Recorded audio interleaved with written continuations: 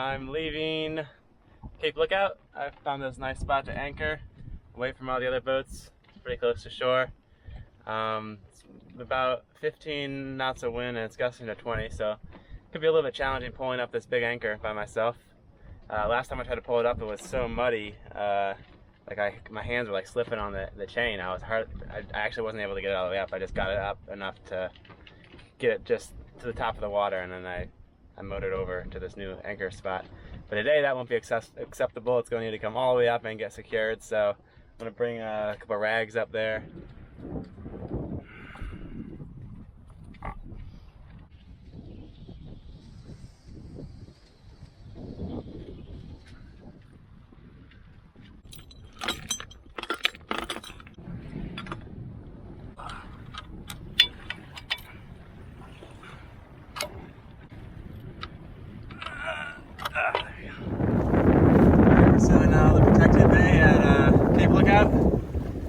We're going to tack our way out of this narrow channel.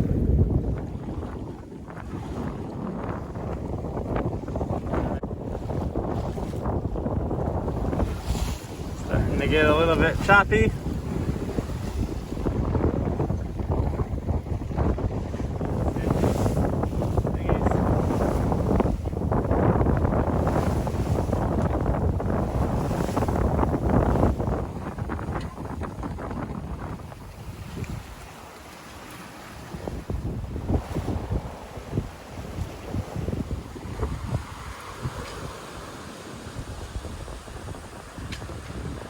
So I'm gonna make my way up to Norfolk, I guess will be the next plan. So that'll be like maybe, I don't know, 150 miles or so, maybe 200, I don't know. So it looks like I'll be sailing for 2 days. The wind is really good. We're going like 6 knots. It is so hot though. These fans make a huge difference though, or the fans. I got both of them pointed at me, but it's still, man, it's cool. I just want to jump in the water. But we're moving too fast to pull over and do that. That's where I'm at now.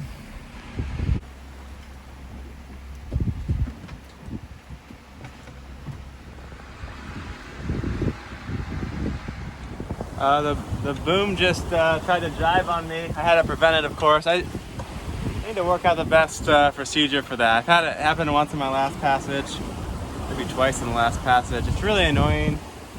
Can be dangerous. I think you can break your boom if you don't take care of it and the winds are strong enough. Usually I went forward and I slowly released the preventer and let it come back over, because you can't get the boat. Usually I can't get the boat to just swing over if it's light enough wind and there's not much waves. But these conditions don't seem that difficult. We've got maybe 2 to 3 foot seas and under 20 knots, probably 18 to 20. Sometimes I feel like this wind vane just doesn't react as quick as my last one. It's just like, slithers a little too much back and forth. I think there's maybe just a little bit too much play. It's a little bit of an older one. I mean, it does all right. It gets the job done, but it's not ideal. Here's that jibe we did, and if you zoom in, you can see how the boat snakes back and forth under the wind vane, looking at our course we plot.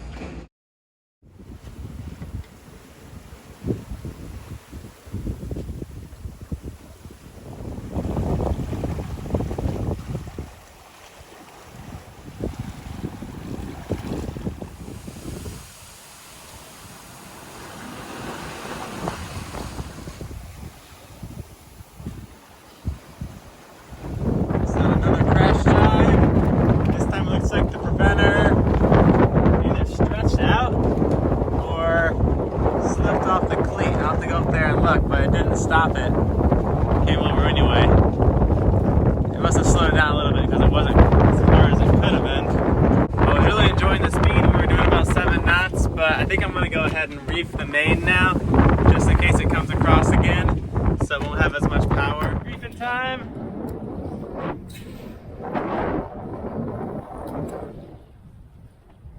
Well, it's not staying on.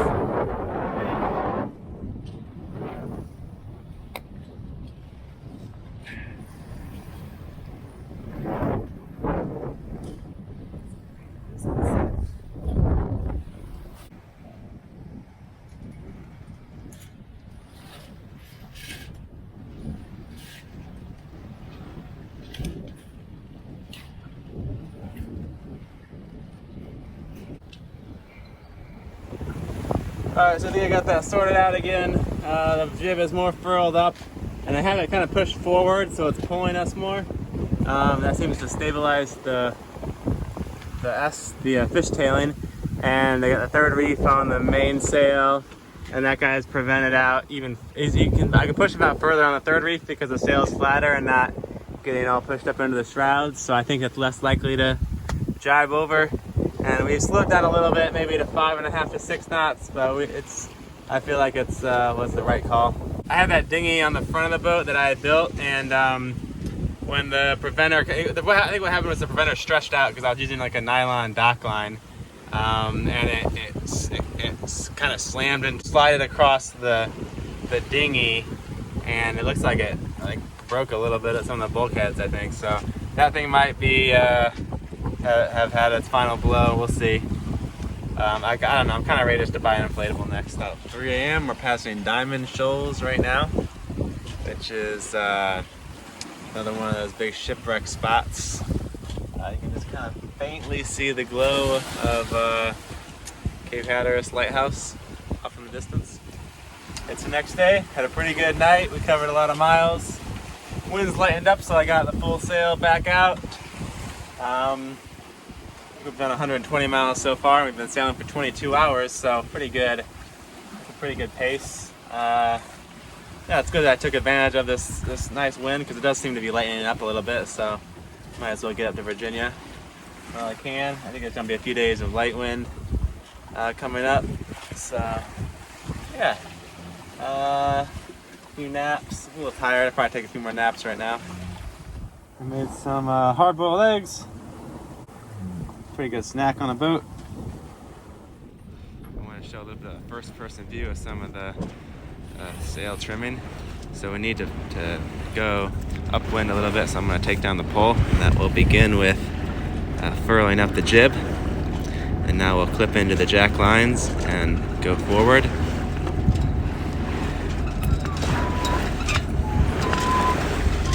It looks like the pole slid down the mast for some reason. That's no big deal. We'll just slide him back up the mast and get him out of our way.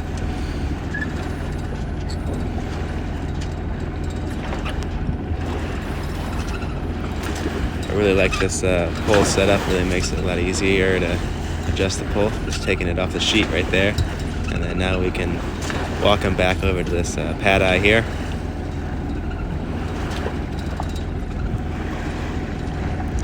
That was originally for like the self-tacking jib boat originally came with, but it works pretty good for holding the pole. Just untangle the sheet here. Looks like we got a flying fish hitchhiker. Let's toss him out. And then since we're going to be going more upwind, we don't need the let's move our jack line. It's kind of pivoting us to reach the front there. Alright, now let's take off the preventer so we can pull the boom in a little bit more.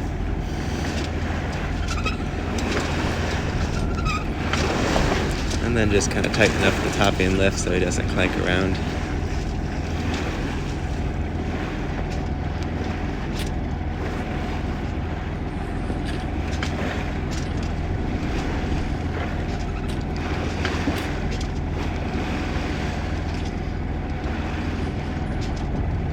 For our foredeck work, let's just clip in first chance we get. It's definitely worth practicing using a harness and jack lines if you're going to go offshore. It definitely makes things a lot more difficult, just having a tether tripping you up.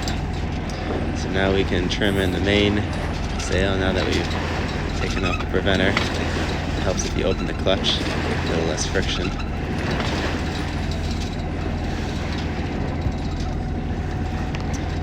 And we can take the jib back out. I don't think I want them all the way out, so I'm just going to let out a few feet, furling line, and then clean them off right there.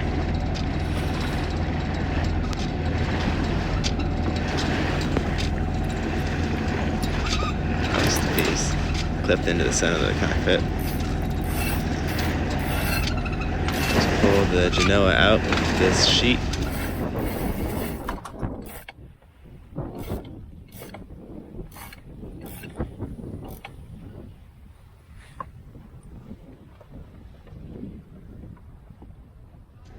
check our course on Navionics. Looks like we need to move it a little bit, so I'm just adjusting the course adjustment controls on the wind vane. Still think we need a little bit more adjustment, so let's move the tiller over a little bit, and then kind of tighten up this mess of lines here. Half of sailing is just kind of tidying up messes of lines, and then we can trim on the Genoa now that we're going more upwind. That's all there is to it.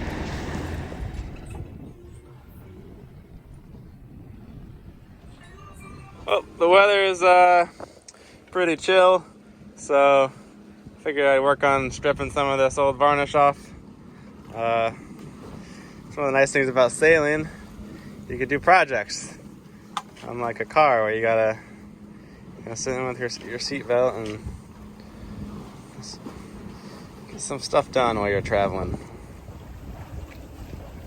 Now I just gotta remember not to touch this as I, do things around the boat. This is a hard spot not to touch. So I got this one started. It's already starting to peel up the varnish. You can see. Man, it's working quick under that sunlight. I think I'll do this side too. This orange stripper stuff works so good.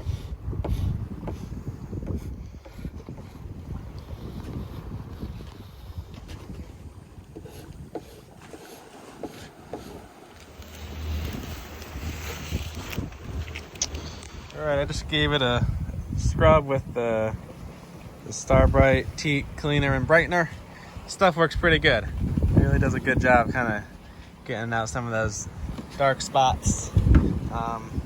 It won't get rid of like the really rotten sections, but I think it's worth using. And now I'm gonna add the teak oil. I've been liking this alright. It doesn't last very long. But the more you do it, the longer it seems to last. And if I get lazy about it, the worst that happens is the teak goes gray, and then I just kind of clean it off again and add some more. Unlike varnish, where you have to, scrape it all off again and kind of start from scratch. So, I mean, one day I could maybe I'll decide instead of adding this stuff, maybe I'll just varnish it, because that could last, about a year, which is like a touch-up, and a couple of new coats every year. But I kind of like the idea of this. It's like kind of in between having nothing and using varnish. Having nothing, you can do that too, but eventually, the softer portions of the wood are going to kind of dissolve, and it's going to get all textured, and eventually it will, just kind of rot away. So I don't know. It's kind of like protects it, but it's not quite as much work as varnish.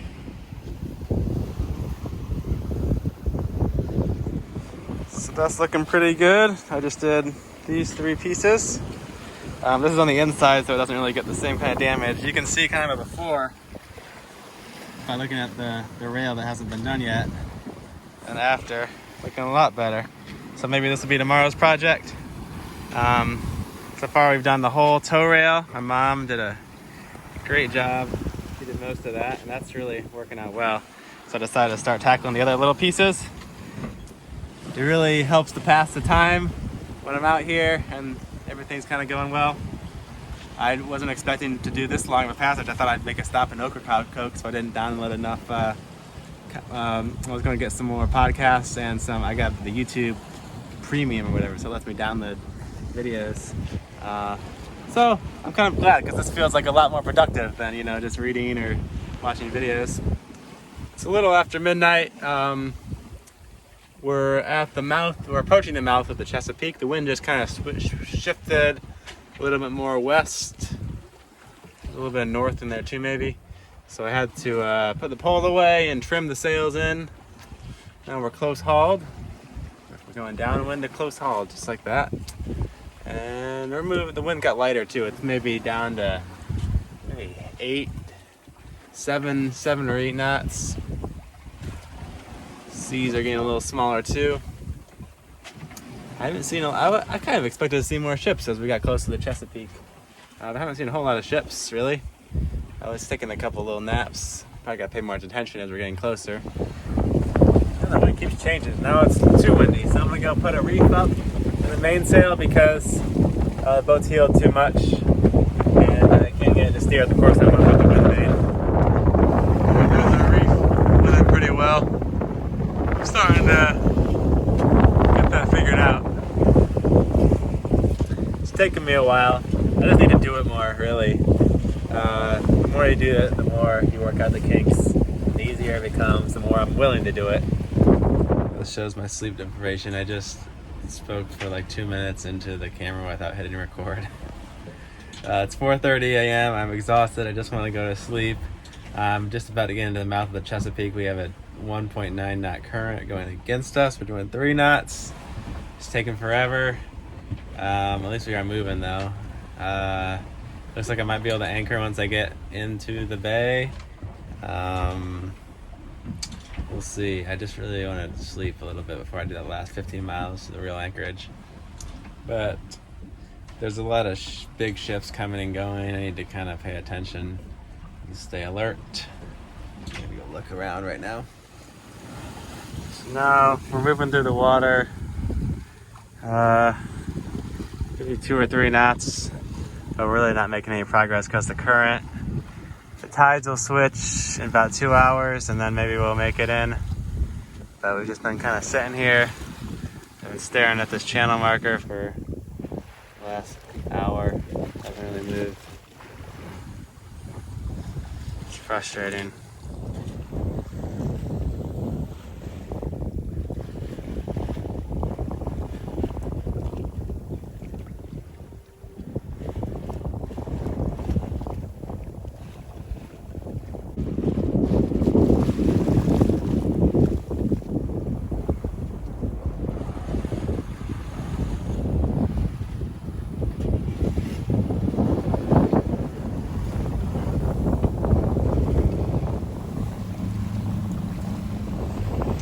Sailed over the tunnel and I'm gonna find a spot to anchor. I think it's about 10 miles away.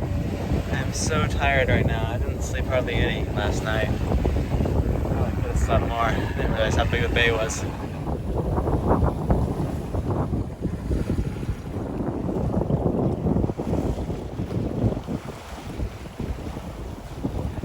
got another aircraft carrier. That looks kind of like the one I saw on my way to Hawaii.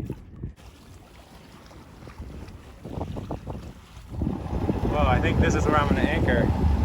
It's like a Navy base. Willoughby Bay.